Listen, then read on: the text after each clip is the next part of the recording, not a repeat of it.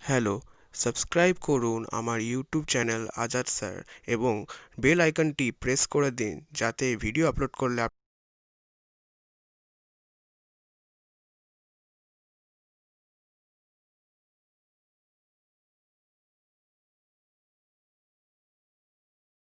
Hello students, আমার YouTube চ্যানেলে তোমাদের স্বাগত।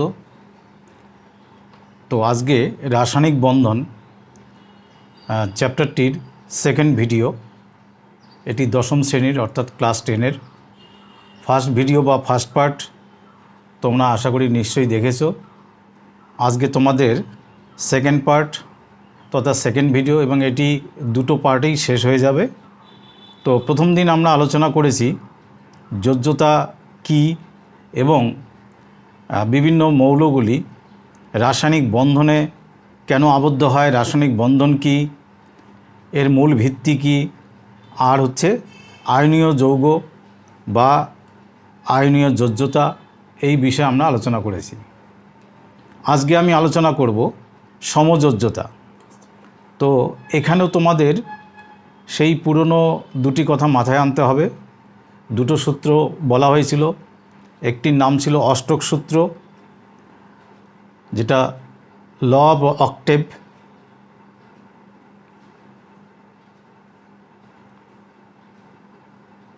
আর ছিল কি দ্বৈত সূত্র বা ল অফ ডিউপ্লেট।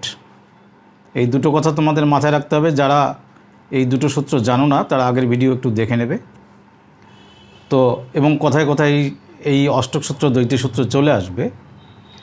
তো সমযোজ্যতার ধারণা প্রথম দেন 1916 খ্রিস্টাব্দে বিজ্ঞানী জি.এন. লিউইস, এবং তিনি যে সমযোজ্যতার ফলে যৌগগুলির গঠন বর্ণনা করেন তাকে লুইস ডট স্ট্রাকচার বলে।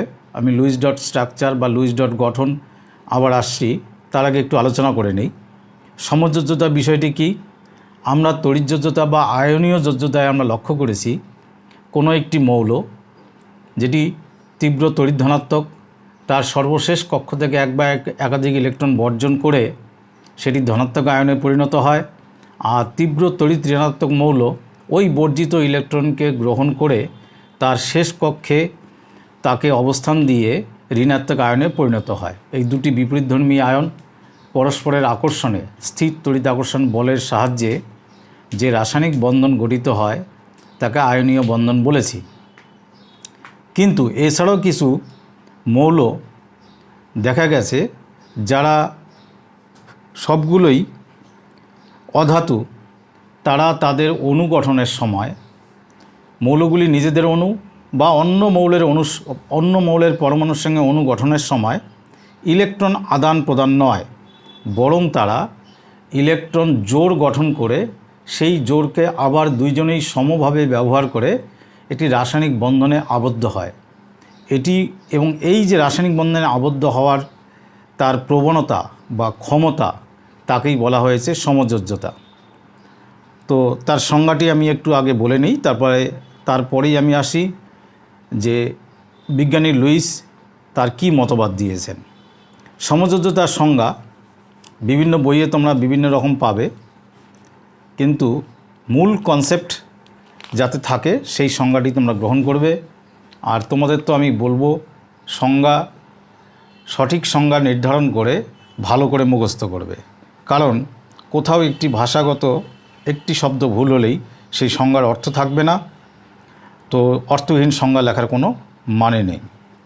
তো আমি যে সংজ্ঞাটি তোমাদের সামনে উপস্থাপন করছি সেটি হলো নিকটতম নিষ্ক্রিয় গ্যাসের সুস্থিত স্টেবল ইলেকট্রনিক কনফিগারেশন, মানে সুস্থিত ইলেকট্রন বিন্যাস লাভের জন্য দুটি ভিন্ন বা অভিন্ন, মানে একই মৌলের পরমাণু হতে পারে, পরমাণু এক বা একাধিক ইলেকট্রন জোড়, একটি ইলেকট্রন জোড় হতে পারে, একাধিক ইলেকট্রন জোড় হতে পারে, গঠন করে এবং তা বলতে সেই ইলেকট্রন জোড়কে ওই দুই পরমাণু সমভাবে ব্যবহার করে নিজেদের মধ্যে রাসায়নিকভাবে মিলিত হওয়ার যে ক্ষমতা অর্জন করে তাকেই বলা হচ্ছে সমযোজ্যতা। আর একবার বলে নিচ্ছি, নিকটতম নিষ্ক্রিয় গ্যাসের সুস্থিত ইলেকট্রন বিন্যাস লাভের জন্য দুটি ভিন্ন বা অভিন্ন, অভিন্ন মানে একই পরমাণু, এক বা একাধিক ইলেকট্রন জোড় গঠন করে, জোড় মানে পেয়ার, দুটো ইলেকট্রন মানে আমরা একটা পেয়ার বলি, সেই ইলেকট্রন জোড় গঠন করে এবং তা সমভাবে ব্যবহার করে নিজেদের মধ্যে রাসায়নিকভাবে মিলিত হওয়ার যে ক্ষমতা অর্জন করে তাকে বলা হচ্ছে সমযোজ্যতা। এবং এই সমযোজ্যতার মাধ্যমে তারা নিজেদের মধ্যে যে বন্ধন গঠন করে তাকে বলা হয় সমযোজী বন্ধন। আমি টপিকগুলো একটু মুখে মুখে বলি, ধীরে ধীরে উদাহরণের সময় আমি আবারও এগুলো বলে দেব। আর সমযোজ্যতার পরিমাপ কি? যখন দুটি পরমাণু সমযোজী বন্ধন গঠন করে তখন একটি পরমাণু যতটি ইলেকট্রন জোড় গঠনে প্রদান করে বা অংশগ্রহণ করায় ওই ইলেকট্রন সংখ্যাকেই সমযোজ্যতার পরিমাপ বলা যায়, অথবা প্রতিটি পরমাণু যতটি ইলেকট্রন জোড় গঠন করে ইলেকট্রন জোড়ের সংখ্যা দ্বারা তার সমযোজ্যতা পরিমাপ করা হয়। এবার সমযোজী অণু বা যৌগ কি? এই সমযোজ্যতার মাধ্যমে দুটি পরমাণু যদি একটি অণু গঠন করে, এক জাতীয় মৌলের বেলা শুধু দুটি এক জাতীয় পরমাণু অণু গঠন করে, আর ভিন্ন জাতীয় পরমাণু মিলেও তখন তৈরি হয় কি? যৌগ। তা সেই অণুগুলিকে সমযোজী অণু আর যৌগগুলিকে সমযোজী যৌগ বলে। সমযোজী অণু মানে যেমন হাইড্রোজেন অণু, নাইট্রোজেন অণু, আর যৌগের বেলা হচ্ছে কার্বন ডাই অক্সাইড, জল, তারপরে ধরো মিথেন, ইথাইল অ্যালকোহল, এই সকল যৌগ হচ্ছে সমযোজী যৌগ। আর এই জাতীয় অণুগুলি হচ্ছে, এই জাতীয় মৌলিক অণুগুলি হচ্ছে সমযোজী অণু। এবার আমরা এদের স্ট্রাকচার গঠন দেখাবো। তার আগে আমি বিজ্ঞানী জিএন লুইস কী তত্ত্ব দিয়েছেন সেই বিষয়ে একটু আলোচনা করি। উনি তার তত্ত্বের প্রথম পয়েন্ট বলেছেন, নাম্বার 1, যে একই মৌলের দুটি পরমাণু, একই মৌলের পরমাণু হতে পারে, একই মৌলের দুটি পরমাণু। বলতো এটা কার ক্ষেত্রে? যেমন হাইড্রোজেন অণু গঠনের বেলা দুটি হাইড্রোজেন পরমাণু যুক্ত হয়েছে, বা ভিন্ন মৌলের দুটি পরমাণু। ভিন্ন মৌলের পরমাণু দিয়ে কোনগুলো হলো? যেমন জল, এখানে অক্সিজেন এবং হাইড্রোজেনের মধ্যে দুটি পরমাণু, তাদের সর্ববহিস্থ কক্ষের অযুগ্ম ইলেকট্রনগুলি, সাধারণত যাদের সর্ববহিস্থ কক্ষে 4 থেকে 7টি ইলেকট্রন থাকে, 4 থেকে 7, তার কমে নয়, তারা এই সমযোজী বন্ধনে অংশগ্রহণ করে। তো সেই অযুগ্ম ইলেকট্রনগুলিকে ব্যবহার করে ইলেকট্রন জোড় তৈরি করে। ইলেকট্রন জোড় বা ইলেকট্রন পেয়ার গঠন করে। এটা হলো 1 নম্বর পয়েন্ট ওনার মতবাদ অনুসারে। 2 নম্বর পয়েন্ট, ইলেকট্রন জোড় গঠনকারী অযুগ্ম ইলেকট্রনগুলির ঘূর্ণন বিপরীতমুখী হয়। ঘূর্ণন বিপরীতমুখী হয়, এই কথাটি একটু উঁচু ক্লাসের কনসেপ্ট, তবু আমি কথাটি বলে রাখি। অ্যাকচুয়ালি যখন যে বন্ড তৈরি হয়, বন্ডের ক্ষেত্রে কোনো ইলেকট্রনের ঘূর্ণন আমরা এইভাবে ইলেকট্রনের ঘূর্ণনটা নির্দেশ করি। একটি যদি ঘড়ির কাঁটার দিকে রোটেট করে, আর একটি ঘড়ির কাঁটার বিপরীত দিকে রোটেট করবে বা ঘূর্ণন হবে। শুধু কথাটুকু এইটুকুই মনে রাখো, কারণ এখানে এর বেশি বলা যাবে না। পরমাণুর গঠন বিস্তারিত যখন তোমরা পড়বে এই ঘূর্ণন বিষয়টি তখন বুঝতে পারবে।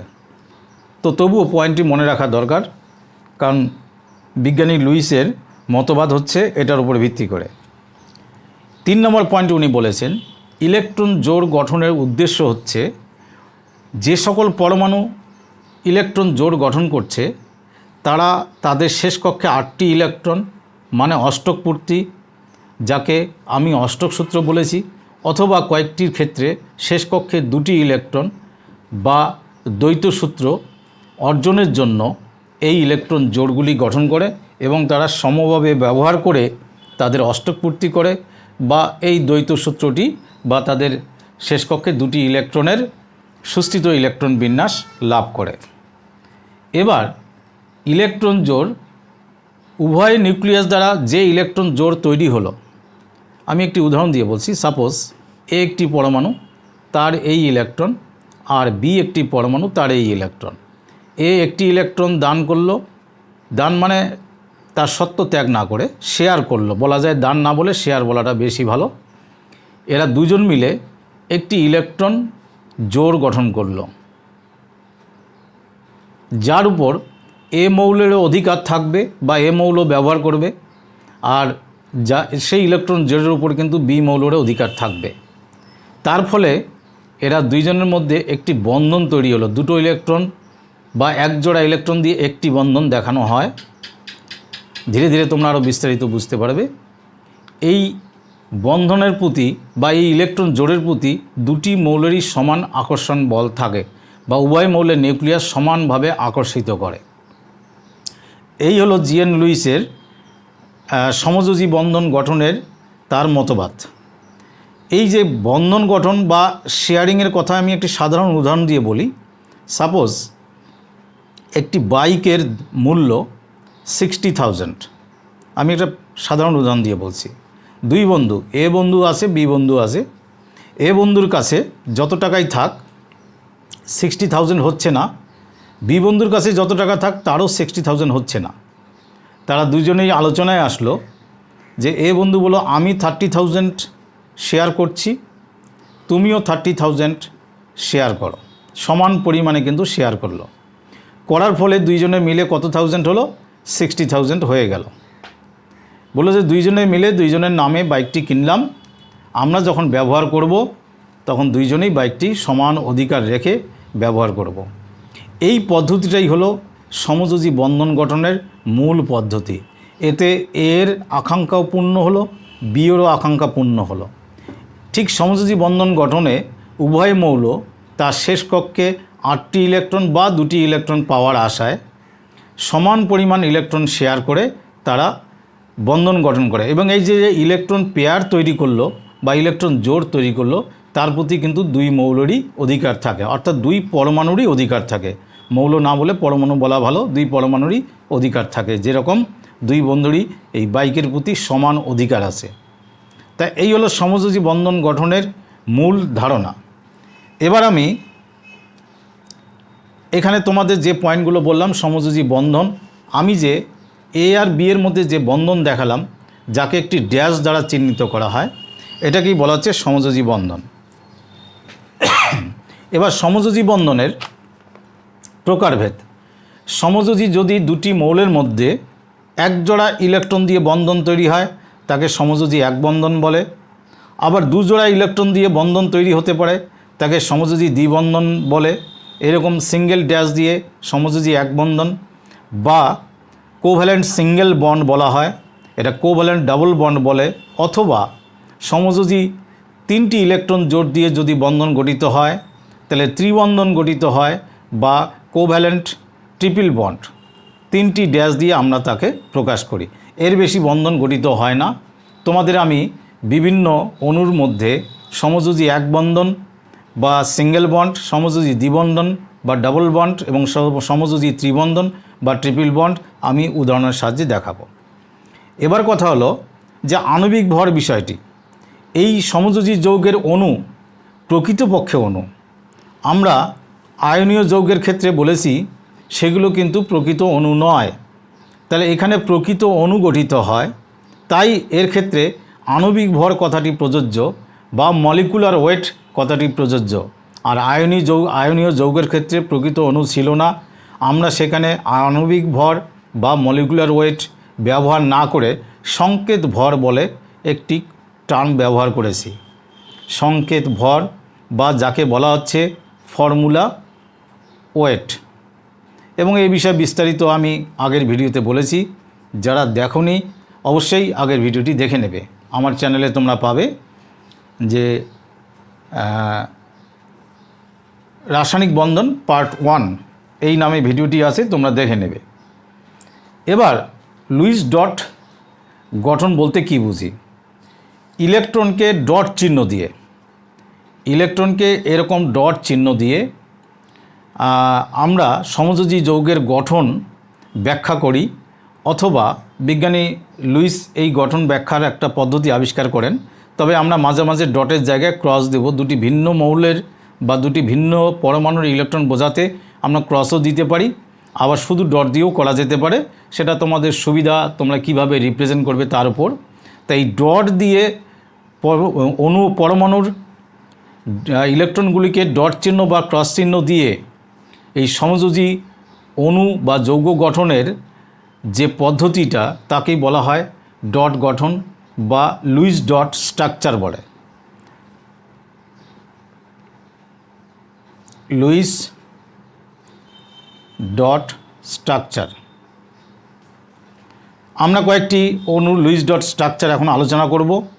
তারপরে আমি তোমাদের সমযোজী বন্ধন এবং আয়নীয় বন্ধন বা তড়িৎযোজী বন্ধনের পার্থক্য নিয়ে পরে আলোচনায় আসছি, এবং সমযোজী যৌগ ও তড়িৎযোজী যৌগের পার্থক্য নিয়েও আলোচনায় আসব। তো সবার আগে আমি হাইড্রোজেন অণুর গঠন কিভাবে হয় সেটি আমি দেখাচ্ছি।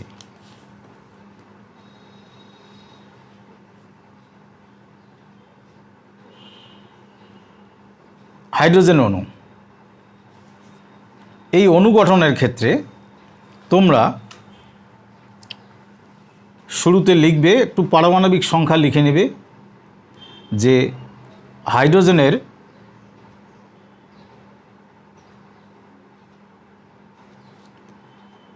পারমাণবিক সংখ্যা হচ্ছে 1। তাহলে সুতরাং এর ইলেকট্রন বিন্যাস দেখানোর আমার প্রয়োজন নেই। তো পারমাণবিক সংখ্যা মানে হচ্ছে অ্যাটমিক নাম্বার। তাহলে হাইড্রোজেনের পারমাণবিক সংখ্যা 1। তো হাইড্রোজেন অণুতে কটি পরমাণু দেখতে পাচ্ছ তোমরা? দুটি দেখতে পাচ্ছ। এবার লক্ষ্য করো ওরা কীভাবে অণু গঠন করে। দুটি হাইড্রোজেন কাছাকাছি আসলো, তাদের একটি করে ইলেকট্রন নিয়ে। তোমরা কিন্তু মনোযোগ দিয়ে এই লুইস ডট স্ট্রাকচার গঠন দেখবে আর এইভাবেই প্র্যাকটিস করবে।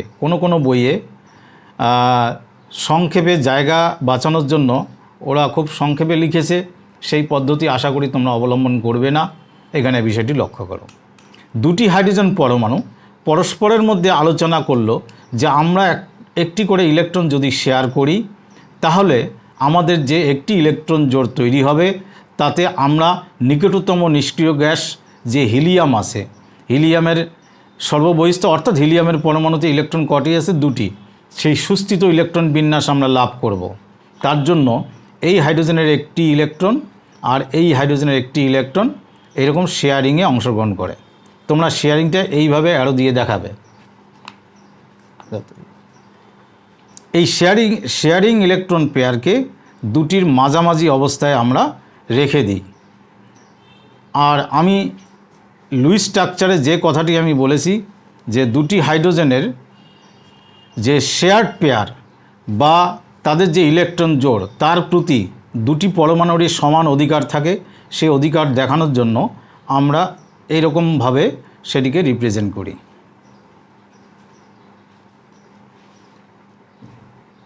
তোমরা নিশ্চয়ই এরকম সুন্দর করে সার্কেল করার চেষ্টা করবে, বৃত্তাকার করার চেষ্টা করবে, এলোমেলোভাবে করবে না। সুন্দর রিপ্রেজেন্টেশন আমি আশা করছি সবার কাছে।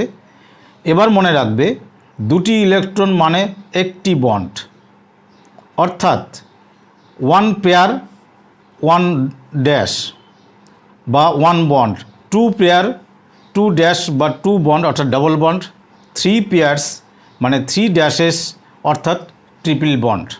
তা এই হলো হাইড্রোজেন অণু। এখানে নিচে তোমরা ব্র্যাকেটে লিখবে H2।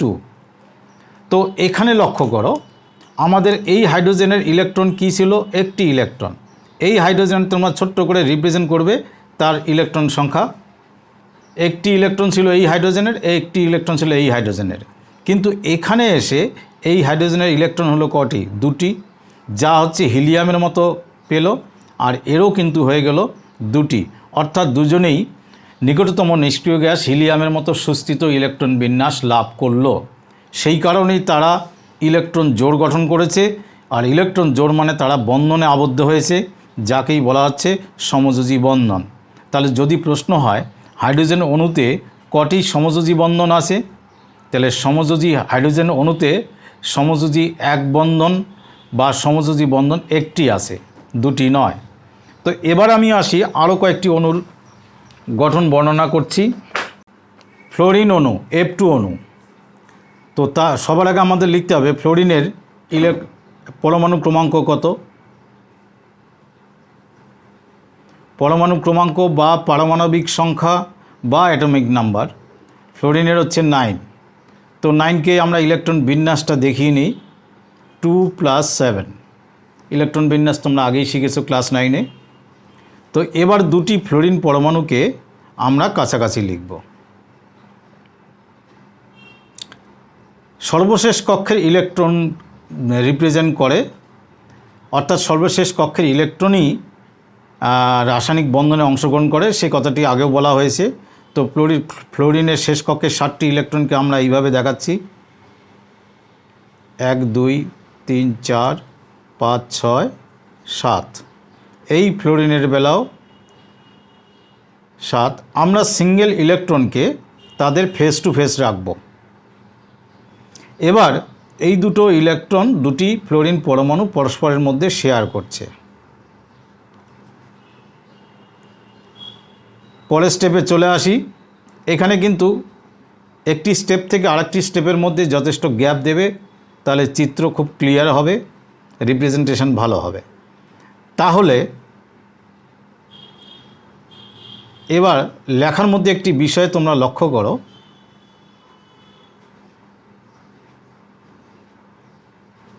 এই ইলেকট্রন জোড়ের উপর এই ফ্লোরিন পরমাণুর অধিকার আছে, আবার এই ইলেকট্রন জোড়ের উপর এই ফ্লোরিন পরমাণুরও অধিকার আছে। বিষয়টি লক্ষ্য করবে যে তাদের যে শেয়ার্ড পেয়ার অফ ইলেকট্রন বা যে ইলেকট্রন জোড় ওরা পরস্পরের মধ্যে শেয়ার করেছে, সেটিকে আমি কিন্তু দুটি পরমাণুর সমান দূরত্বে রেখেছি। আর এই ফ্লোরিনের নিজস্ব ইলেকট্রন হচ্ছে 1 2 3 4 5 6। এটি কিন্তু ফ্লোরিনের একদম গা ঘেঁষে আছে, এখানেও তাই। চিত্র করার সময় বিষয়টি মাথায় রাখবে। এবার আমরা আসি পরের চিত্রে, পরের পার্টে। এক জোড়া ইলেকট্রন মানে একটি বন্ড, বা one shared pair of electron মানে একটি বন্ড। তাই আমরা দুটি ফ্লোরিন পরমাণুর মধ্যে একটি বন্ড তৈরি করলাম। অবশ্যই বাকি ইলেকট্রনগুলিকে এখানে শো করতে হবে।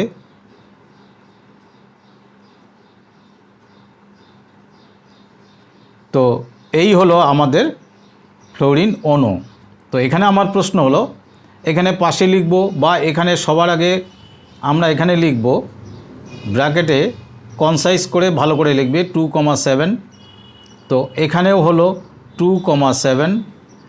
কিন্তু এই স্টেপে এসে কি হবে, আমাদের ফ্লোরিনের এই সার্কেলের মধ্যে তোমরা হিসাব করে দেখো, 1 2 3 4 5 6 7 8, 8টি ইলেকট্রন হয়েছে।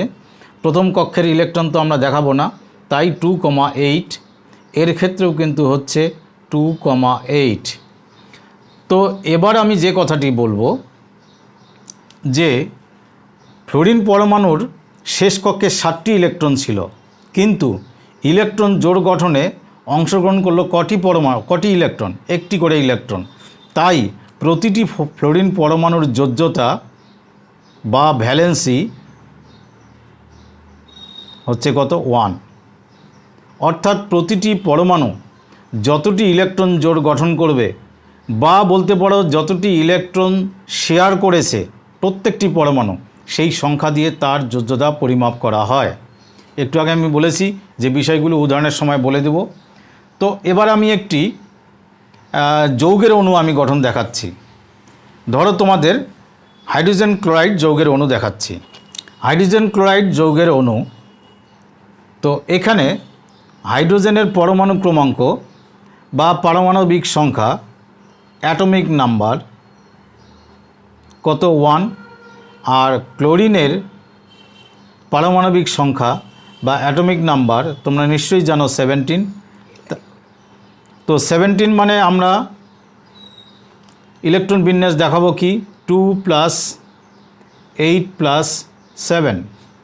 তো যখন এরা যৌগ গঠন করবে বা যোজ্যতায় অংশগ্রহণ করবে, হাইড্রোজেনের তো এই ইলেকট্রনটি অংশগ্রহণ করবে, কিন্তু ক্লোরিনের কোন ইলেকট্রন অংশগ্রহণ করবে? এই শেষ কক্ষের 7টি ইলেকট্রন। আমরা আগের কক্ষের ইলেকট্রনগুলি দেখাবো না।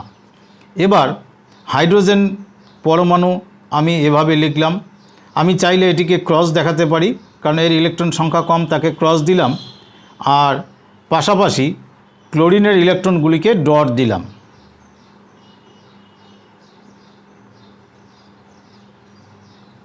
এক, দুই, তিন, চার, পাঁচ, ছয়, শেষ কক্ষের 7টি ইলেকট্রন। এই হলো ক্লোরিনের ইলেকট্রন, শেষ কক্ষের ইলেকট্রন। এবার হাইড্রোজেন আর ক্লোরিনের শেষ কক্ষে 7টি ইলেকট্রন থাকলেও ক্লোরিন হাইড্রোজেনের সঙ্গে, হাইড্রোজেন যেহেতু একটি ইলেকট্রন দিতে পারে এবং একটি ইলেকট্রন শেয়ার করতে পারে, ক্লোরিনও একটি শেয়ার করবে। তাতে লাভ কি? দুইজনেরই সমান লাভ হবে। আমি দেখাচ্ছি। তাহলে হাইড্রোজেন একটি ইলেকট্রন শেয়ারে দিল এবং ক্লোরিন একটি ইলেকট্রন তার শেয়ারে দিল। এখানে পাশে একটি কথা বলি, অনেকে করে কি, হাইড্রোজেন আর ক্লোরিনের এই শেয়ার ইলেকট্রন এটিকে ওর ঘাড়ে অ্যারো দিয়ে দেয় আর এই অ্যারোটি এর ঘাড়ে দেয়। এই পদ্ধতি গ্রহণ করবে না। এই অ্যারো দুটি কিন্তু ফেস টু ফেস থাকবে। তোমরা এই বিষয়গুলি মাথায় রাখবে। তো দুজনের মধ্যে এর ইলেকট্রন বিন্যাস আমরা এখানে সংক্ষেপে লিখব 2,8,7, আর হাইড্রোজেন বেলা কী লিখব আমরা? 1। এবার চলে আসি সেকেন্ড স্টেপে। হাইড্রোজেনের যে শেয়ার্ড ইলেকট্রন আর ক্লোরিনের শেয়ার্ড ইলেকট্রন এরকম আপ অ্যান্ড ডাউন করেই লিখবে। এবার ক্লোরিনের যে পার্সোনাল, যেগুলো শেয়ার্ড ইলেকট্রন নয়, অর্থাৎ যারা রাসায়নিক বন্ধন গঠনে অংশগ্রহণ করেনি, তাদেরকে ক্লোরিনের কাছাকাছি লিখব। এবার এই ইলেকট্রন জোড়ের প্রতি হাইড্রোজেনের অধিকার আছে, আর এই ইলেকট্রন জোড়ের প্রতি ক্লোরিনেরও অধিকার আছে।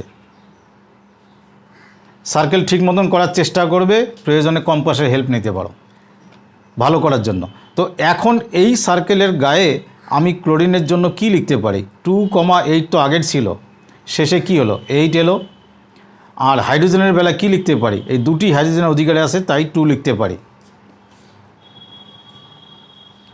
তো এই ক্লোরিন তার নিকটতম নিষ্ক্রিয় গ্যাস যে আর্গন আছে তার ইলেকট্রন বিন্যাস পেল।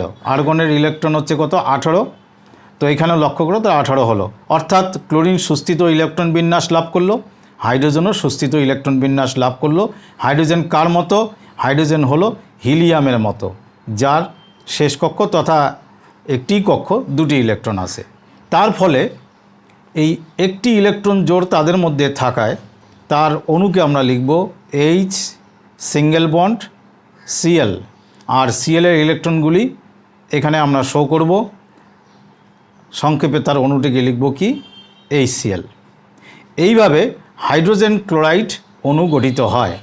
তাহলে হাইড্রোজেন ক্লোরাইড, আমি বারবার এখানে নাম বলছি, হাইড্রোজেন ক্লোরাইড।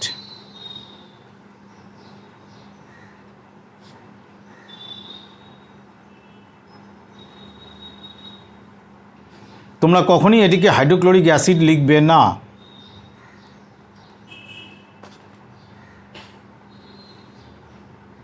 তাহলে হাইড্রোজেন ক্লোরাইড অণুতে যে বন্ধন আছে সেটি কি বন্ধন এবং কি প্রকৃতির বন্ধন আছে? সমযোজী এক বন্ধন আছে। এই হলো হাইড্রোজেন ক্লোরাইড অণু।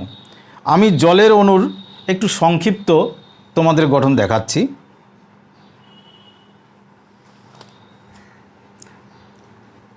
H2O। তো এখানে সংক্ষেপে বলছি, হাইড্রোজেনের পরমাণু ক্রমাঙ্ক কত? 1। অক্সিজেনের পরমাণু ক্রমাঙ্ক কত? 8।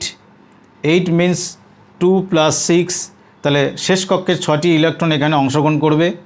তোমরা দেখতে পাচ্ছ এখানে অক্সিজেনের একটি পরমাণু, কিন্তু হাইড্রোজেনের কটি আছে? 2টি পরমাণু। তো তার অনুগঠন এরকম হবে।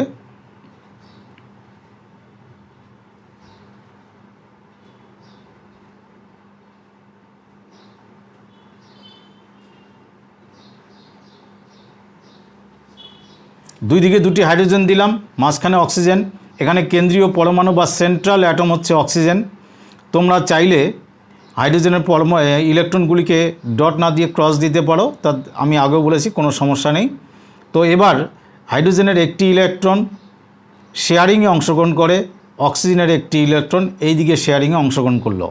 অপর দিকে অক্সিজেন আবার তার আরেকটি ইলেকট্রন দিয়ে অপর হাইড্রোজেনের সঙ্গে শেয়ারিংয়ে অংশগ্রহণ করে, অর্থাৎ একটি করে ইলেকট্রন শেয়ার করে। তাহলে তার ফলে এবার অবস্থাটা কীরকম হলো, অক্সিজেনের নিজস্ব ইলেকট্রন এই দুটি তার কাছেই থাকলো, আর এখানে শেয়ার্ড পেয়ার তাদের দুইজনের সম দূরত্বে থাকবে, অক্সিজেন আর হাইড্রোজেনের। এদিকেও তাই সম দূরত্বে শেয়ার্ড পেয়ার অফ ইলেকট্রনস থাকবে। তো এই ইলেকট্রন পেয়ারের উপর হাইড্রোজেনের অধিকার থাকলো, এই ইলেকট্রন পেয়ারের উপর এই হাইড্রোজেনের অধিকার থাকলো। এরও হিলিয়ামের মতো ইলেকট্রন বিন্যাস লাভ হলো, এরও হলো হিলিয়ামের মতো ইলেকট্রন বিন্যাস। এবার অক্সিজেনের অধিকার যখন থাকবে তখন কিন্তু দুটো পেয়ারের উপরই তার অধিকার থাকবে। দেখি অক্সিজেনের এই সার্কেলের মধ্যে কি কি থাকছে, 1 2 3 4 5 6 7 8, তার মানে অক্সিজেনের অষ্টক পূর্তি হলো, আর হাইড্রোজেন হিলিয়ামের মতো দুটি ইলেকট্রন লাভ করলো। নিচে যে ইলেকট্রন সংখ্যা সেটি তোমরা লিখবে, তার ফলে তৈরি হলো জলের অণু। তো তোমাদের অনেকবার বলেছি, এক জোড়া ইলেকট্রন থাকলে আমরা একটি সিঙ্গেল বন্ড দিই বা একটি বন্ড দিই, এখানেও একটি বন্ড হবে, আর যেগুলো ইলেকট্রন অংশগ্রহণ করেনি তারা অক্সিজেনের কাছেই থাকবে। তো যে সকল ইলেকট্রন জোড় রাসায়নিক বন্ধন গঠনে অংশগ্রহণ করে না তাদেরকে বলা হয় নিঃসঙ্গ ইলেকট্রন জোড়। এদেরকে বলা হচ্ছে নিঃসঙ্গ ইলেকট্রন জোড়। ইংরেজিতে বলা হয় লোন পেয়ার অফ ইলেকট্রনস। তো জলের অণুতে অক্সিজেনের উপর কটি লোন পেয়ার আছে, এই লোন পেয়ার ভাষায় তোমরা রাখতে হবে। কটি লোন পেয়ার থাকলো, একটি না, দুটি লোন পেয়ার আছে। 4টি মানে দুটি পেয়ার। তো এই হলো লোন পেয়ার, এবং এটি হচ্ছে আমাদের জলের অণু H2O। তবে জলের অণুর ত্রিমাত্রিক গঠন সম্পর্কে আরও বিস্তারিত আলোচনা আছে, যদিও এই স্তরে নয়, তোমরা উঁচু ক্লাসে গিয়ে পড়বে। তবুও অক্সিজেন অণুর গঠন কিভাবে তৈরি হয় তা লুইস ডট স্ট্রাকচার এই ঘটনাটাকে বলে। তোমরা প্রথমে কিন্তু পরমাণু ক্রমাঙ্ক আর ইলেকট্রন বিন্যাস এই কথাটি লিখবে, আর কোন পরমাণু কটি করে ইলেকট্রন দিয়ে এখানে অংশগ্রহণ করছে এই প্রসঙ্গে বলি। তোমরা এখানে হিসাব করে দেখো অক্সিজেনের যোজ্যতা কত হলো, আর হাইড্রোজেনের যোজ্যতা এই অণুতে কত হলো। প্রতিটি হাইড্রোজেন পরমাণু একটি করে ইলেকট্রন শেয়ারিংয়ে অংশগ্রহণ করেছে, তাই হাইড্রোজেনের যোজ্যতা এখানে হচ্ছে কত, 1। আর অক্সিজেনের ক্ষেত্রে দুই দিকে দুটি ইলেকট্রন শেয়ারিংয়ে অংশগ্রহণ করেছে, তাই অক্সিজেনের যোজ্যতা হচ্ছে কি, 2। এই হলো মূল বিষয়। তো এবার আমি দ্বিবন্ধন এবং ত্রিবন্ধনে আসছি। দ্বিবন্ধনের ক্ষেত্রে তার আগে আমি মিথেন অণুর গঠন তোমাদের দেখাচ্ছি। কার্বন ডাইঅক্সাইড অণুকে আগে দেখাচ্ছি, কারণ হচ্ছে আমরা এখানে দ্বিবন্ধন ব্যাপারটি বুঝতে পারবো। কার্বন ডাইঅক্সাইড অণুর মধ্যে কার্বন হচ্ছে সেন্ট্রাল এলিমেন্ট বা কেন্দ্রীয় পরমাণু। কার্বনের যোজ্যতা 6, তার ইলেকট্রন বিন্যাস আমরা লিখতে পারি 2 + 4। আর অক্সিজেনের পরমাণু ক্রমাঙ্ক বা অ্যাটমিক নাম্বার 8, তার ইলেকট্রনিক কনফিগারেশন 2 + 6। তাহলে কোন ইলেকট্রন অংশগ্রহণ করবে কার্বনের ক্ষেত্রে, এই 4টি ইলেকট্রন, অক্সিজেনের ক্ষেত্রে এই 6টি ইলেকট্রন। আমি তাই এখানে লিখেছি কার্বনের ইলেকট্রনগুলিকে আমি ক্রস দিয়েছি আর অক্সিজেনগুলোকে ডট দিয়েছি। এবার তাদের মধ্যে কীরকম শেয়ারিং হলো, কার্বনের এই দুটি ইলেকট্রন আর অক্সিজেনের এই দুটি ইলেকট্রন শেয়ারিংয়ে গেল। আমরা এরকম ফেস টু ফেস অ্যারো দেব। তোমরা চাইলে আরও একটু ফাঁকা করে লিখবে যাতে এই অ্যারোগুলো দিতে তোমাদের সুবিধা হয়। ক্লিয়ার স্ট্রাকচার করার চেষ্টা করবে। আর এখানে বক্সে কি লিখতে হবে আমি ছেড়ে দিলাম, তোমরা লিখবে এখানে কি লিখতে হবে। এবার নিচের স্টেপে আসছি। কার্বন দুটি ইলেকট্রন এখানে শেয়ারিংয়ে দিয়েছে, আর অক্সিজেন দুটি ইলেকট্রন এই দিকে শেয়ারিংয়ে দিয়েছে। আর অক্সিজেনের নিজস্ব 2 আর 2 4টি ইলেকট্রন তার কাছেই আছে, যারা বন্ধন গঠনে অংশগ্রহণ করেনি। এই দিকেও তাই, কার্বনের 2টি, অক্সিজেনের 2টি, আর অক্সিজেনের নিজস্ব 4টি ইলেকট্রন তার কাছেই আছে, যারা রাসায়নিক বন্ধনে অংশগ্রহণ করেনি। এবার অক্সিজেনের অধিকার কার কার উপর, এই শেয়ার্ড যে 4টি ইলেকট্রন আছে বা 2টি ইলেকট্রন জোড়, এই 2টি জোড়ের প্রতি অক্সিজেনেরও অধিকার থাকবে। তো তোমরা গুণে দেখো অক্সিজেনের ইলেকট্রন কটি হলো, 8টি। তাহলে আমরা এখানে ব্র্যাকেটে কী লিখতে পারবো, 2,8। আর এইদিকেও অক্সিজেনের বেলাও তাই হবে, তাহলে এখানেও লিখবো আমরা 2,8। আর কার্বন যেহেতু এখানেও ইলেকট্রন জোড় গঠন করেছে, এখানেও করেছে, দুই দিকেই ইলেকট্রন জোড়ের উপর তার অধিকার আছে। তো কার্বনের অধিকারকে যদি আমরা এনসার্কেল করি, তাহলে কার্বনের এই সার্কেলের মধ্যে আমরা পাচ্ছি কি কি, 2,8, 1 2 3 4 5 6 7 8। তো এর ফলে তোমাদের তো আগেই বলেছি, একটি ইলেকট্রন জোড় মানে একটি ড্যাশ, দুটি মানে দুটি ড্যাশ, এদিকেও তাই দুটি ড্যাশ। এখানে অক্সিজেন, কিন্তু তার এখনও লোন পেয়ার বা আনশেয়ার্ড পেয়ার অফ ইলেকট্রন আছে দুটি। তো এই অক্সিজেনের বেলাতেও তাই আছে, সেটিকে আমরা এখানে রিপ্রেজেন্ট করব। এই হলো আমাদের কার্বন ডাই অক্সাইড অণু। তার মানে কার্বন ডাই অক্সাইডের অণুতে আমরা দেখতে পাচ্ছি কি, সমযোজী দ্বিবন্ধন, অর্থাৎ কোভ্যালেন্ট ডাবল বন্ড। তাহলে এই আমরা প্রথম ডাবল বন্ডের অস্তিত্ব পেলাম। তো এরকমই আরেকটি অণু আমি দেখাচ্ছি যেখানে ট্রিপল বন্ড আছে। আবারও বলছি, তোমরা স্টেপ টু স্টেপ গ্যাপ বাড়িয়ে এরকম ক্লিয়ার চিত্র করবে বা ক্লিয়ার স্ট্রাকচার বানাবে এবং প্র্যাকটিস করবে।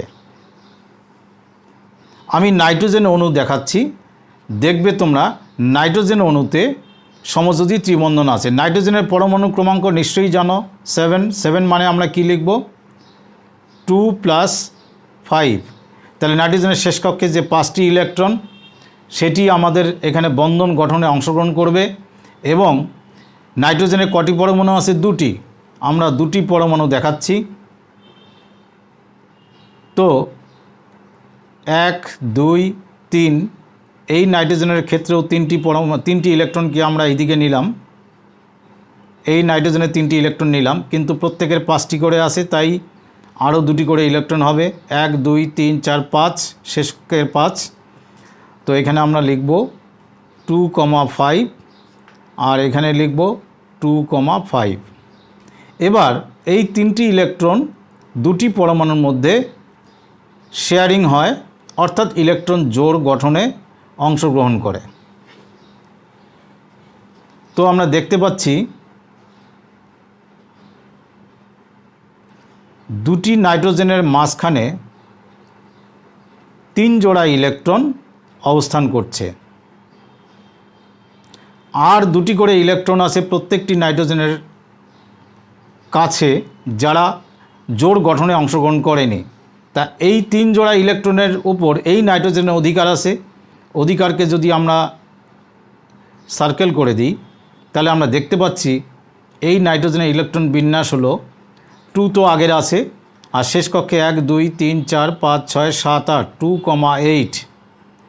নিকটতম নিষ্ক্রিয় গ্যাস নিয়নের মতো ইলেকট্রন বিন্যাস লাভ করলো।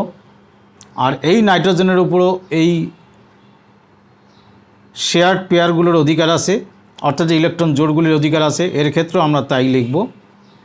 তো ফলে 2টি নাইট্রোজেন পরমাণুর মধ্যে বন্ধন, 3 জোড়া ইলেকট্রন, প্রতি জোড়ায় একটি করে ড্যাশ, 3 জোড়ায় 3টি ড্যাশ। আর এই নাইট্রোজেনের ওপরে 2টি ইলেকট্রন যারা অংশগ্রহণ করেনি বন্ধন গঠনে, তারা থাকবে। এদের যে নাম দিয়েছিলাম, এই জোড়াকে কি নাম দিয়েছি, লোন পেয়ার অফ ইলেকট্রন, নিঃসঙ্গ ইলেকট্রন জোড়।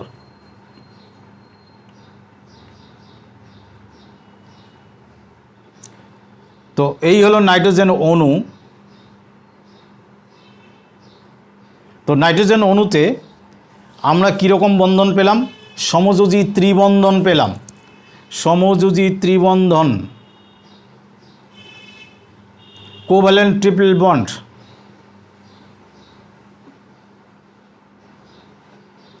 আর নিঃসঙ্গ ইলেকট্রন জোড় নাইট্রোজেন অণুতে কটি আছে, দুটি নিঃসঙ্গ ইলেকট্রন জোড় আছে। এবার আমি তিনটি জৈব যৌগের ইলেকট্রন ডট স্ট্রাকচার দেখাবো তোমাদের। তার মধ্যে তোমরা দেখতে পাবে সমযোজী এক বন্ধন আছে, সমযোজী দ্বিবন্ধন এবং সমযোজী ত্রিবন্ধন। প্রসঙ্গত বলি যে ম্যাক্সিমাম জৈব যৌগ বা অর্গানিক কম্পাউন্ডে এই সমযোজী বন্ধন বা কোভ্যালেন্ট বন্ড দেখা যায়। তাহলে আমি প্রথম আসব মিথেনে।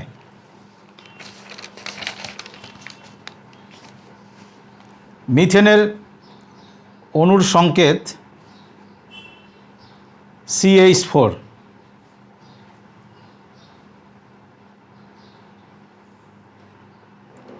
তো এখানে তোমরা তো জানোই কার্বনের ইলেকট্রন সংখ্যা অর্থাৎ পরমাণুর ক্রমাঙ্ক কত, 6, তার মানে 2 + 4, অর্থাৎ শেষ কক্ষের 4টি ইলেকট্রনই এখানে মুখ্য বিষয়। আর হাইড্রোজেনের পরমাণু ক্রমাঙ্ক 1, অর্থাৎ হাইড্রোজেনের একটি ইলেকট্রন মুখ্য বিষয়। এবারে স্ট্রাকচার করার সময় একটু সতর্কভাবে স্পেস নিয়ে করবে। এই হলো সেন্ট্রাল এলিমেন্ট কার্বন, তার চারদিকে আমি 4টি ইলেকট্রন দিচ্ছি। আর 4টি হাইড্রোজেন পরমাণু দেখতে পাচ্ছ। 4টি হাইড্রোজেন পরমাণু চারদিক থেকে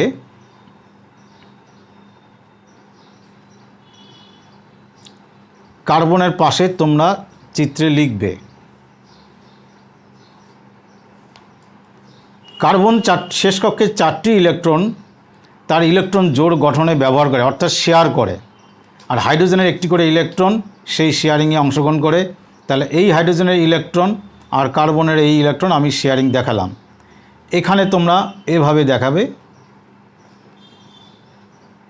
এখানে এভাবে দেখাবে।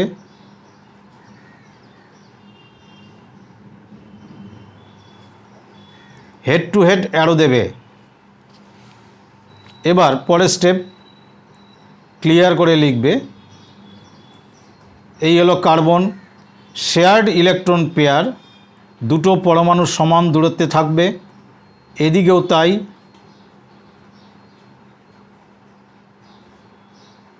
এখানেও তাই।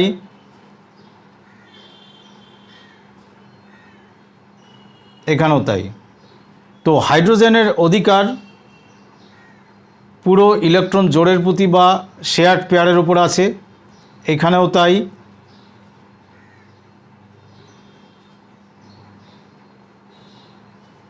হাইড্রোজেনের দুটি করে ইলেকট্রন লাভ হলো। কার্বনের ক্ষেত্রে আমরা সব শেয়ার্ড পেয়ারের উপর কার্বনের অধিকার আছে, তাই আমরা সার্কেল দেব এভাবে।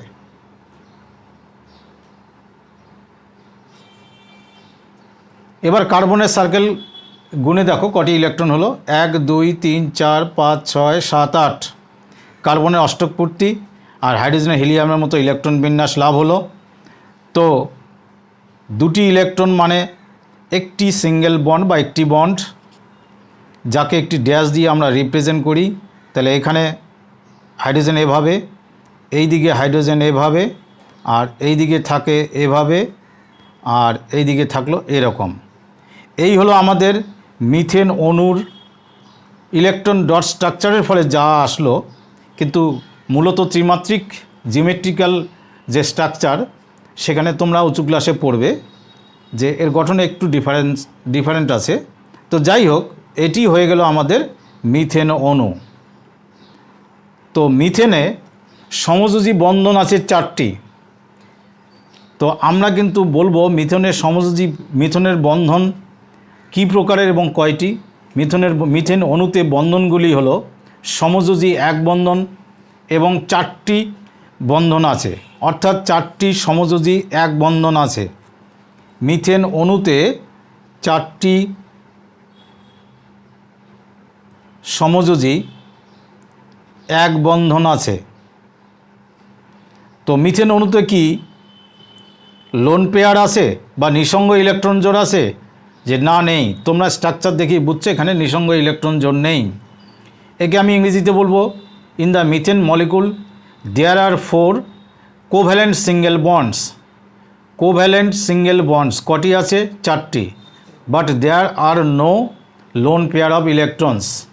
এবার মিথেনের পর এটি একটি জৈব যৌগ। এবং এটি গ্যাসীয় যৌগ, তোমাদের পার্থক্য বলার সময় কাজে লাগবে। মিথেনের পর আমি আসছি ইথিলিন, তারপরে আসবো অ্যাসিটিলিনে। ইথিলিন অণু বা ইথিলিন মলিকুল, ইথিলিনের দুটো নাম, ইথিন বলা যায় বা ইথিলিন বলা যায়, ইংরেজিতে আমি লিখে দিয়েছি। তো ইথিন নামটি হচ্ছে আইইউপিএসি নেম, ইউপ্যাক নেম বা ইউপিএসি নেম। এই কথাটির সঙ্গে তোমরা পরিচিত, কারণ পর্যায় সারণী বা পিরিয়ডিক টেবিলে পড়েছো। আর ইথিলিন এই নামটিকে বলা হয় ট্রিভিয়াল নেম বা কমন নেম। তো এই বিষয়ে বিস্তারিত আমরা শেষ চ্যাপ্টারে আলোচনা করব। ক্লাস 10-এর শেষ চ্যাপ্টারে বা 11-এর অর্গানিক কেমিস্ট্রিতে তোমরা নোমেনক্লেচার বলে একটি চ্যাপ্টার হবে, তখন তোমরা এগুলো নিয়ে আরও ডিটেলস পাবে। ক্লাস 10-এও আছে।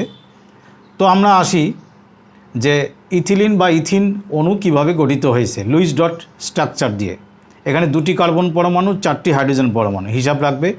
এখানে সেন্ট্রাল এলিমেন্ট বা কেন্দ্রীয় পরমাণু কার্বন, কার্বনের পূর্বের মতো আমি যা লেখা লিখেছি, তোমরা এখানে একটু ভাষায় কিন্তু এই বিষয়গুলো লিখবে।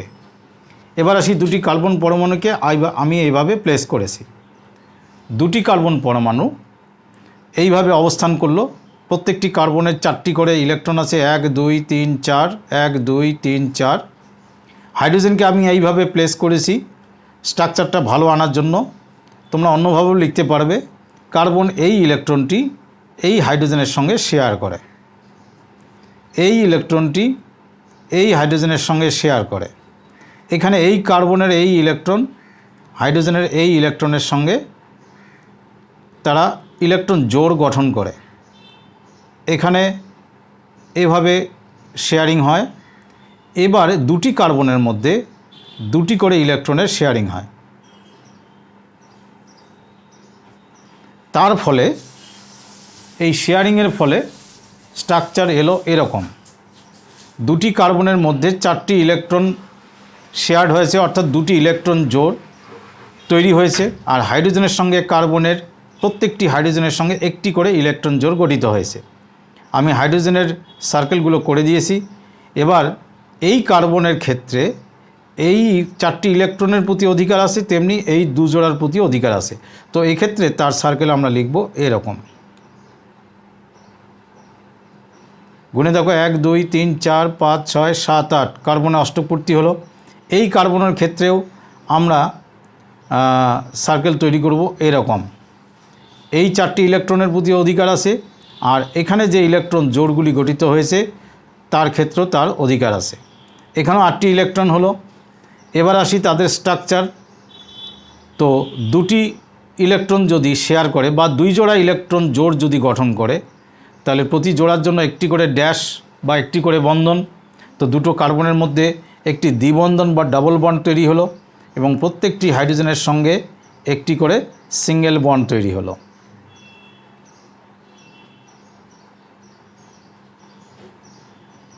এই হলো ইথিলিন মলিকুল বা ইথিলিন অণু বা ইথিন অণু। তাহলে C2H4 এই স্ট্রাকচার কোথাও কোথাও তোমরা দেখবে এভাবেও লেখা আছে।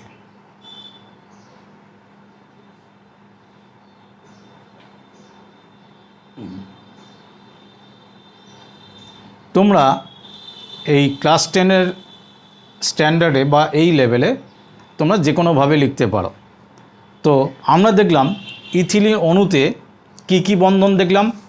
সমযোজী দ্বিবন্ধন আছে, আর সমযোজী এক বন্ধন আছে 4টি, সমযোজী দ্বিবন্ধন আছে 1টি। মানে দ্বিবন্ধন ডাবল বন্ড আছে 1টি, আর সিঙ্গেল বন্ড আছে 4টি। ডাবল বন্ড কার কার মধ্যে? কার্বন কার্বন ডাবল বন্ড আছে, আর কার্বন হাইড্রোজেনের মধ্যে আছে কি? Single bond. এই হলো ইথিলিন অণুর বর্ণনা। এবার আমি আসছি অ্যাসিটিলিন অণু। অ্যাসিটিলিন হচ্ছে এটিও একটি জৈব যৌগ। এক্ষেত্রে সমযোজী ত্রিবন্ধন বা ট্রিপল বন্ড তৈরি হবে। আমি অ্যাসিটিলিনের গঠনটি দেখাচ্ছি। অ্যাসিটিলিন এর সংকেত বা ফর্মুলা হচ্ছে C2H2। তো এটিকে যেমন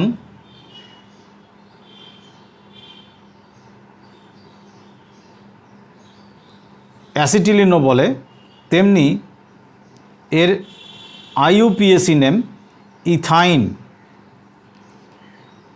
ইংরেজিতে একে অ্যাসিটিলিন অর ইথাইন দুটোই বলে। এটা আইইউপিএসি নেম, এটা কমন নেম, সাধারণ নাম বা ট্রিভিয়াল নেম। তো আমি সরাসরি কার্বন হাইড্রোজেনের পরমাণু ক্রমাঙ্ক না লিখে আমি সরাসরি লিউইস ডট গঠনে যাচ্ছি। তো দুটি কার্বন পরমাণু আছে। তো প্রত্যেকটি কার্বন পরমাণুর শেষ কক্ষে 4টি করে ইলেকট্রন থাকে, সেটা তোমরা এতক্ষণ দেখেছো। আর এখানে টোটাল 2টি হাইড্রোজেন পরমাণু আছে। এই হলো হাইড্রোজেন পরমাণু ও কার্বন পরমাণু দুটির অবস্থান। দুটি কার্বন পরমাণুর মধ্যে 3 জোড়া ইলেকট্রন জোড় গঠন হয়। 3টি ইলেকট্রন জোড় বা 3 জোড়া ইলেকট্রন, 3টি করে ইলেকট্রন তারা শেয়ার করে। 3টি ইলেকট্রন পেয়ার বা 3টি ইলেকট্রন জোড় গঠিত হয়। আর কার্বন হাইড্রোজেনের মধ্যে 1টি করে ইলেকট্রন শেয়ার হয়। এদিকেও তাই কার্বন এবং হাইড্রোজেনের মধ্যে 1টি করে ইলেকট্রন শেয়ার হবে। এর ফলে সেকেন্ড স্টেপ আমাদের হচ্ছে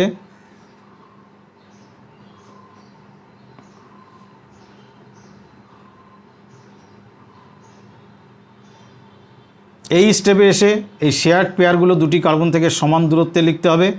এখানেও হাইড্রোজেনের সঙ্গে শেয়ার্ড পেয়ারকে আমরা সমান দূরত্বে লিখব, এখানেও তাই।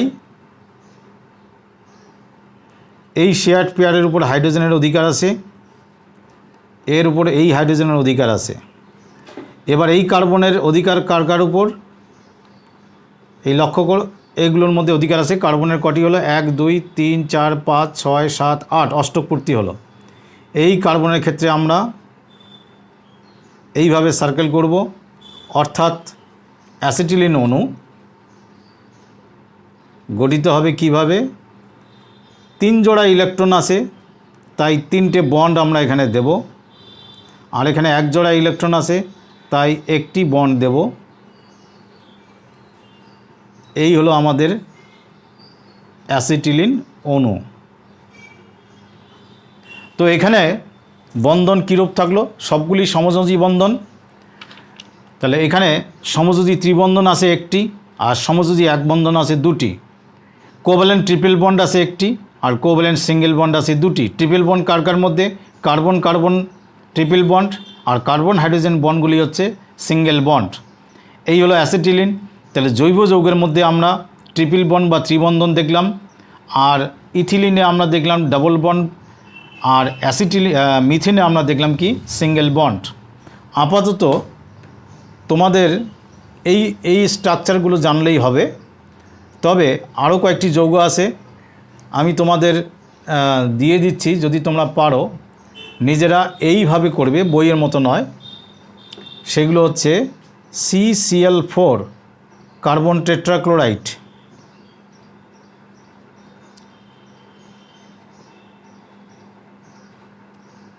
CH3Cl, আর ধরো হাইড্রোজেন ফ্লোরাইড, অ্যামোনিয়া। তোমরা এই কটি অণু নিজে বা এই কটি যৌগ গঠন নিজেরা সমযোজী বন্ধনের মাধ্যমে লুইস ডট স্ট্রাকচার গঠনের মাধ্যমে করার চেষ্টা করবে। না পারলে তোমরা কমেন্ট সেকশানে যাবে, সেখানে গিয়ে কমেন্ট করবে। আর এখন এই মুহূর্তে যে কথাটি বলবো, তোমাদের যদি ভিডিও ভালো লেগে থাকে তাহলে নিশ্চয়ই লাইক দেবে, শেয়ার তো করবেই, আর আমার চ্যানেল অবশ্যই সাবস্ক্রাইব করবে এবং পাশে রাখা বেল বাটনটি ক্লিক করবে, যাতে তোমরা এর পরবর্তীতে এই চ্যাপ্টারের উপর অবজেক্টিভ নিয়ে আলোচনায় আসব, সেগুলো যাতে তোমরা তাড়াতাড়ি নোটিফাইড হও। আর দুই প্রকার যৌগের এবং বন্ধনের মধ্যে পার্থক্যগুলো একটুখানি বলছি। তোমাদের যখন তড়িৎযোজী যৌগের বা আয়নীয় যৌগের কথা বলেছি, সেখানে যে সকল ধর্ম আমরা আয়নীয় যৌগতে দেখেছি, তার ঠিক বিপরীত ধর্মগুলো আমরা এই সমযোজী যৌগের মধ্যে দেখতে পাই। তাই সেগুলো সম্পর্কে একটু সংক্ষিপ্ত ধারণা দিই, কারণ এখানে নতুন কিছু নেই।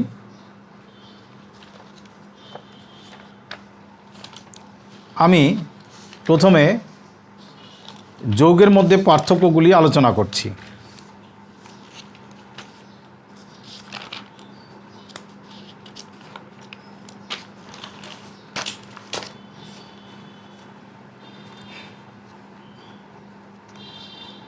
আয়নীয় যৌগ ও সমযোজী যৌগের মধ্যে যদি পার্থক্য বা ডিফারেন্স আসে, তোমরা এভাবে ছক বানিয়ে করবে। ছকে প্রথমে লিখেছি আয়নীয় যৌগ, তারপরে লিখেছি কি সমযোজী বা কোভ্যালেন্ট কম্পাউন্ড, আর এদিকে আয়নিক কম্পাউন্ড। আর কি কি বিষয়ের উপর আমরা ডিফারেন্সগুলো আলোচনা করব। প্রথম বিষয়টি হলো ভৌত অবস্থা বা ফিজিক্যাল স্টেট। তো তোমরা তো জানোই যে আয়নীয় যৌগগুলি সাধারণত কঠিন হয়, কিছু কিছু ক্ষেত্রে তরল হয়। উদাহরণ দেওয়া সাধারণ উষ্ণতার চাপে কঠিন হয়, কিছু কিছু ক্ষেত্রে খুব সামান্যই তরল হয়, তবে বেশিরভাগ ক্ষেত্রে আবার কেলাসিত পাওয়া যায় বা ক্রিস্টালাইন ফর্মে পাওয়া যায়। কেলাসিত। আর তেমনি সমযোজী যৌগগুলি সাধারণ উষ্ণতার চাপে হয় গ্যাসীয় হবে, না হলে তরল হবে, তবে দুই একটি ক্ষেত্রে কঠিনও দেখা গেছে। এবার এদের কাঠিন্য আর ভঙ্গুরতা। আয়নীয় যৌগগুলির মধ্যে যেহেতু ওরা তীব্র তড়িতাকর্ষণ বল দ্বারা আয়নগুলি সাধারণত কেলাসিত থাকার চেষ্টা করে, তাই যৌগগুলি কঠিন হয় এবং ভঙ্গুর হয়। নমনীয় নয়, ভঙ্গুর হয়। ভঙ্গুর মানে ব্রিটল। কঠিন মানে হচ্ছে সলিড বা হার্ড হবে এবং ব্রিটল হবে। আর তেমনি সমযোজী যৌগগুলো তরল বা গ্যাসীয় হবে। যদিও দুই একটি কঠিন পাওয়া গেছে, সেগুলো দেখা গেছে যে সেগুলো মোমের মতো অনেকটা নরম হয়। দে আর সফট লাইক ওয়াক্স বা ক্যান্ডেল। এবার হচ্ছে গলনাঙ্ক আর স্ফুটনাঙ্ক। আয়নীয় যৌগগুলি তো তীব্র আকর্ষণ বল দ্বারা যেহেতু তারা কেলাসিত অবস্থায় থাকে, তাদের মেল্টিং পয়েন্ট অর্থাৎ গলনাঙ্ক কম্পারেটিভলি হাই হয়, আর এদের ক্ষেত্রে লো হয়। উদাহরণ হিসাবে আমি দেখিয়েছি সোডিয়াম ক্লোরাইডের মেল্টিং পয়েন্ট বা গলনাঙ্ক 801 degree centigrade, 801 degree centigrade. Boiling point অর্থাৎ তরল সোডিয়াম ক্লোরাইডের বয়লিং পয়েন্ট বা স্ফুটনাঙ্ক 1413, 1413 ডিগ্রি সেন্টিগ্রেড। চিনি একটি সমযোজী যৌগ, তোমরা এই উদাহরণটিও মনে রাখবে। ইথাইল অ্যালকোহল, চিনি এগুলো সমযোজী যৌগ। চিনির মেল্টিং পয়েন্ট বা গলনাঙ্ক 180 ডিগ্রি সেন্টিগ্রেড, আর বয়লিং পয়েন্ট বা স্ফুটনাঙ্ক 146 ডিগ্রি সেন্টিগ্রেড। আরও অনেক যৌগের দেওয়া আছে, তোমরা একটু দেখে নেবে। এবার হলো তড়িৎ পরিবাহিতা, কন্ডাক্টিভিটি অফ ইলেকট্রিসিটি। তো আগেই তো আমি বলেছি আয়নীয় যৌগগুলি কঠিন অবস্থায় তড়িতের কুপরিবাহী, তবে তারা তরল অবস্থায় অর্থাৎ হয় জলে দ্রবীভূত অবস্থায় অথবা গলিত অবস্থায় তড়িৎ পরিবহন করে। এই কারণটি বিস্তারিত আলোচনা আছে আমার আগের ভিডিওতে, তোমরা একটু দেখে নেবে। আর সমযোজী যৌগের যেহেতু আয়নের উপস্থিতি নেই, সাধারণত এগুলো তড়িৎ পরিবহন করে না, তবে একটি ব্যতিক্রমী ঘটনা আছে, সেটিও আমার আগের ভিডিওতে আলোচনা করা আছে।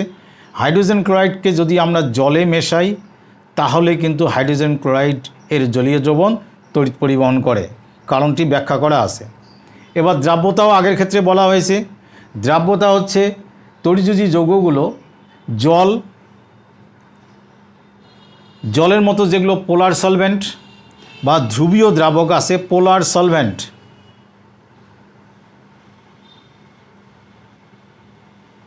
বা ধ্রুবীয় দ্রাবক আছে, তাদের মধ্যে কিন্তু দ্রাব্য। আর আয়নীয় যৌগগুলি হচ্ছে সাধারণত জৈব দ্রাবক বা অধ্রুবীয় নন পোলার, যেগুলো নন পোলার সলভেন্ট বা জৈব দ্রাবক। জৈব মানে অর্গানিক সলভেন্ট যেগুলো বলে। অর্গানিক বা জৈব দ্রাবক কী কী আছে আমি বলেছি, ইথাইল অ্যালকোহল, কার্বন টেট্রাক্লোরাইড এই জাতীয় দ্রাবকে দ্রবীভূত হয়। আর আগের ভিডিওতেও আমি এই প্রসঙ্গটি বলেছি, সমাবয়বতা বা আইসোমেরিজম। আইসোমেরিজম যেই ধর্মটি আয়নীয় যৌগের ক্ষেত্রে একদমই প্রযোজ্য নয়, আর এটি হচ্ছে সমযোজী যৌগ, বিশেষ করে জৈব যৌগের ক্ষেত্রে এটি একটি প্রধান ধর্ম। তো আইসোমেরিজম দেখা যায় যেমন ইথাইল অ্যালকোহল, তোমাদের একটু হালকা উদাহরণ দিয়ে বলি। ইথাইল অ্যালকোহলের সংকেত C2H5OH, আর ডাইমিথাইল ইথার বলে একটি যৌগ হয় ইথার, CH3OCH3। এই দুটিকে পরস্পরের সমবায় বা আইসোমার বলে। কেন বলে? এখানে লক্ষ্য করো, তাদের আণবিক সংকেত বা মলিকুলার ফর্মুলা একই রকম। কীরকম? এখানে কার্বন আছে টোটাল 2টি, এখানেও গুণে দেখো কার্বন আছে 2টি, হাইড্রোজেন আছে 5 আর 1 6টি, এখানেও হাইড্রোজেন 3 3 6, অক্সিজেন এখানে একটি, এখানেও একটি, তার মানে দুইজনের আণবিক সংকেত বা মলিকুলার ফর্মুলা সেম, কিন্তু তাদের স্ট্রাকচার ডিফারেন্ট হওয়ার জন্য তাদের দুইজনেরই ধর্ম সম্পূর্ণ বা প্রপার্টিগুলো সম্পূর্ণ আলাদা। এই ধরনের নেচারকে বলা হয় আয়নীয় কম্পাউন্ডের আইসোম্যারিজম প্রপার্টি বা সমাবয়বতা ধর্ম। আর রাসায়নিক বিক্রিয়ার গতি প্রকৃতি স্বভাবতই যেহেতু এরা আয়নের সমন্বয়ে তৈরি, তাই এদের রাসায়নিক বিক্রিয়া দ্রুত গতিতে ঘটে, একটু ফাস্ট রিয়াকশান হয়, কিন্তু রাসায়নিক বিক্রিয়াগুলো হয় একমুখী, মানে ইউনিডাইরেকশনাল। আর এদের রাসায়নিক বিক্রিয়া একটু স্লো হয়, আর এরা হচ্ছে উভমুখী, যাকে বলা হয় রিভার্সেবল। তো একমুখী বিক্রিয়ার ক্ষেত্রে আমরা বিক্রিয়ার মাঝখানে চিহ্ন এরকম দিই, উভমুখীর ক্ষেত্রে আমাদের চিহ্ন দিতে হয় এরকম।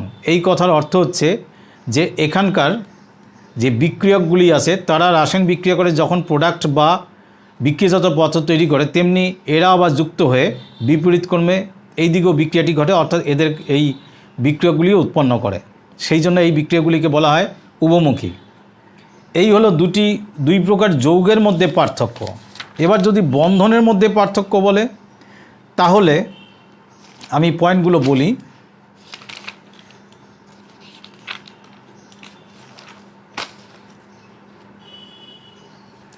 এটি হচ্ছে তাদের বন্ড অর্থাৎ বন্ধনের মধ্যে পার্থক্য। কোশ্চেনে লক্ষ্য করবে বন্ধনের মধ্যে পার্থক্য চেয়েছে না যৌগগুলির মধ্যে। বন্ধনের উৎপত্তি তোমরা তো জানো, আয়নীয় বন্ধন কিভাবে তৈরি হয়েছে, ইলেকট্রন আদান প্রদানের মাধ্যমে।